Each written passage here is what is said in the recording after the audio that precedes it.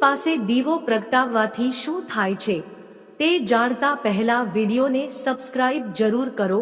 Number 1, દરરોજ સાંજે તુલસીને દીવો પ્રગટાવવાથી ઘરમાં પૂજ્યતા, પવિત્રતા અને દેવી લક્ષ્મીજીની કૃપા સદાય રહે છે।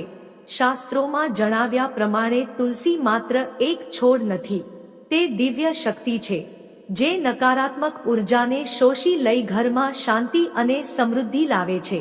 જ્યારે પણ તમે તુલસી પાસે દીવો પ્રગટાવો છો, તે માત્ર પ્રકાશ નથી ફેલાવતો પરંતુ ભગવાન વિષ્ણુ સુધી તમારી ભક્તિ પહોંચાડે છે।